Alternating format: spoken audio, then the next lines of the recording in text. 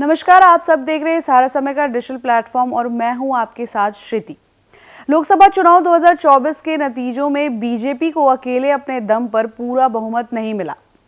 NDA के घटक दल के रूप में बीजेपी 240 सीटें लाकर सबसे बड़ी पार्टी बनी, लेकिन नीतीश कुमार और N Chandrababu Naidu king maker बनकर उभरे हैं। नीतीश कुमार की पार्टी जदयू 12 तो चंद्रबाबू नायडू की पार्टी टीडीपी ने 16 सीटों पर जीत हासिल की है। बुधवार को यानी कल एनडीए घटक दल की बैठक हुई और उसमें नीतीश और नायडू दोनों ने कहा कि वो एनडीए के साथ हैं, लेकिन सूत्रों की माने तो नीतीश और नायडू एनडीए के साथ तो हैं, लेकिन उनकी डिमांड भी भरपूर है। सूत्रों के मुताबिक आपको बताएं कि जदयू ने रेल, वित्त और कृषि मंत्रालय की मांग रखी है और दावा किया है कि केंद्र में इस बार 80 मंत्री बन सकते हैं। ऐसे में 4 सांसदों पर 1 मंत्री बनने का फॉर्मूला तय हो सकता है।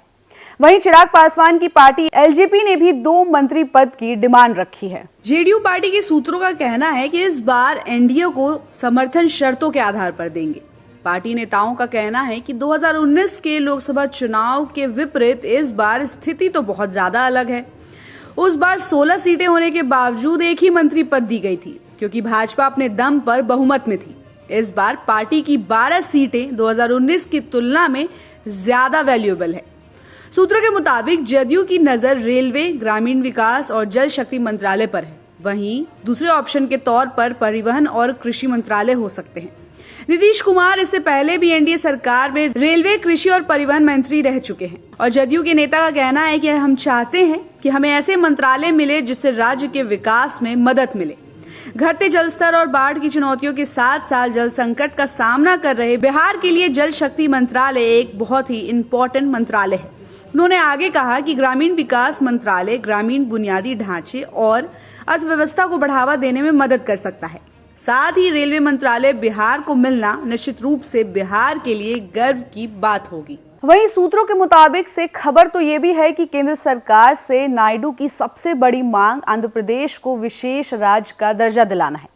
आपको बता दें कि 2014 से 2018 के दौरान नायडू राज्य को विशेष राज्य का दर्जा दिलाने में विफल रहे और जिसके बाद उन्होंने बीजेपी से गठबंधन तोड़ लिया था। इसके बावजूद उन्हें 2019 के विधानसभा चुनाव में करारी हार का सामना करना पड़ा था। हालांकि इस बार मामला थोड़ा अलग है, क्योंकि बीजेपी के लोकसभा में नंबर नहीं है और वो जदयू और टीडीपी पर निर्भर है। इसके अलावा टीडीपी को राज्य की राजधानी अमरावती में बुनियादी ढांचे के निर्माण के लिए कई हजार करोड़ रुपयों की जरूरत भी है। ऐसे में टीडीपी की ये भी एक अहम मांग हो सकती है। अब टीडीपी के करीबी सूत्रों का कहना है कि पार्टी ने ग्रामीण विकास, आवास और शहरी मामले, बंदरगाह और शिपिंग, सड़क परिवहन और राजमार्ग जैसे जल शक्ति मंत्रालय की भी मांग रखी है।